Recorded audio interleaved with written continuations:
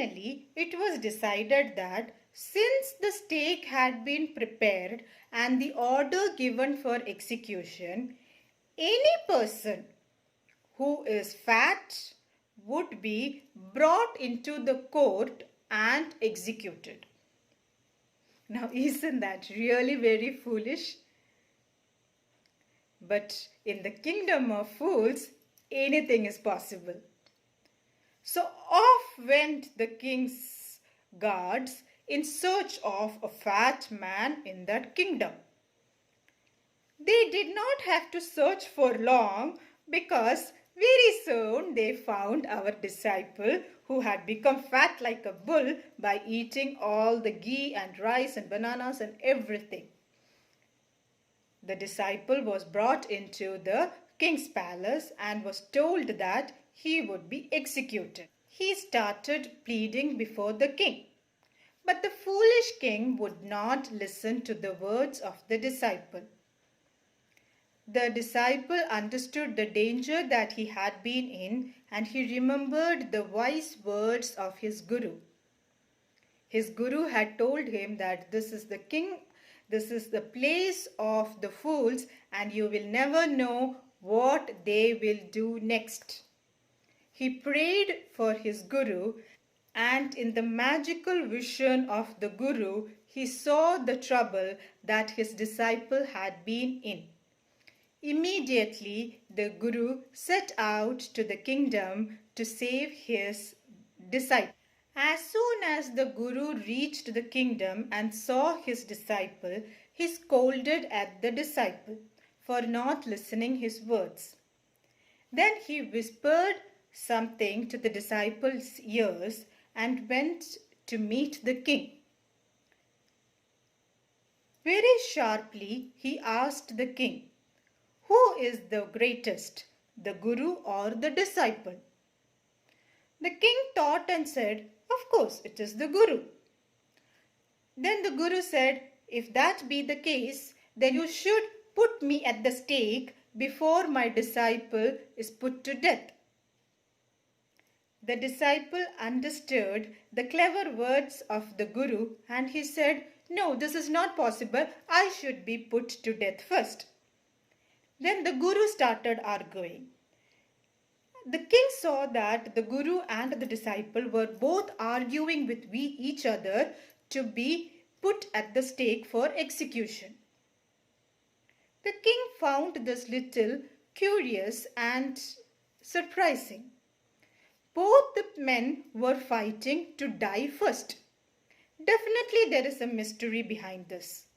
He asked the guru. Guru said that it is my orders and that should be done. Again the king started pressing him to know the reason.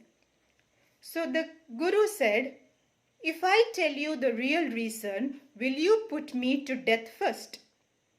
The king agreed, and in a whisper the guru informed him the reason for asking him to put him to death first. He informed that the stake is a new one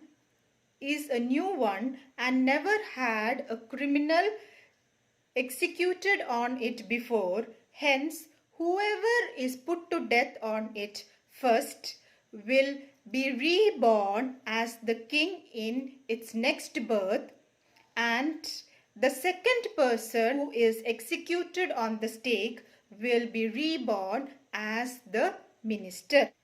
Now, the guru very cleverly informs him that they are very fed up of this saintly life. Ascetic life means saintly life, wandering around for food and having no pleasures and enjoyment in life.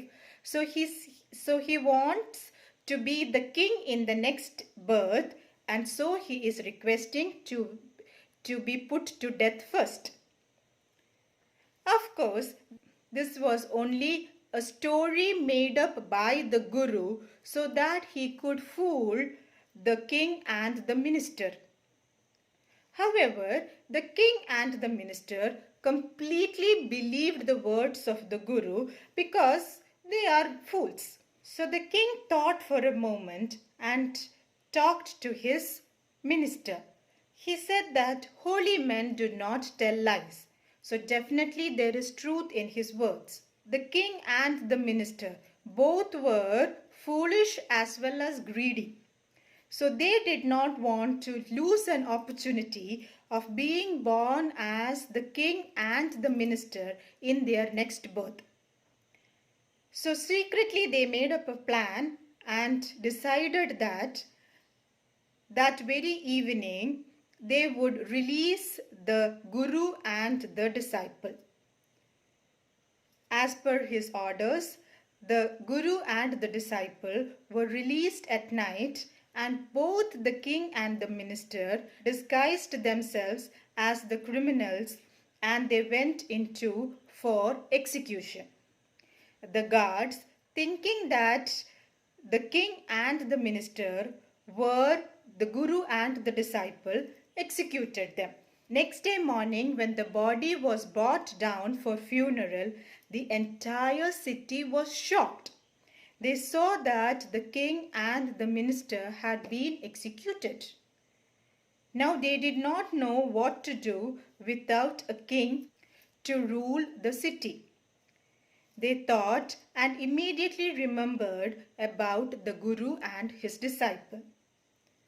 The people in the city sought help from the guru. They requested the guru and his disciple to be their king and minister. Of course, the disciple was very happy to become their minister, but the guru did not allow.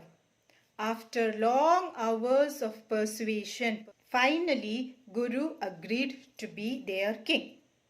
But he had certain conditions. He said that the entire rules and regulations of their kingdom would be changed. The people was very happy to obey the words of the new king. They agreed, and the kingdom of fools turned out to be like every other kingdom. From then on, daytime was working, nighttime was for sleeping, and you never get anything for one to do. The people in that kingdom lived happily ever after. So children, did you like the story? Wasn't that really a humorous one? So read through the lesson and mark down the important points. Study your notes very well and be very hardworking. Remember that we need intelligence and wisdom to live our life in a proper manner. Let's hope that we all survive this pandemic situation and meet again very soon. Till then, have a wonderful day. Keep enjoying and study hard. Thank you.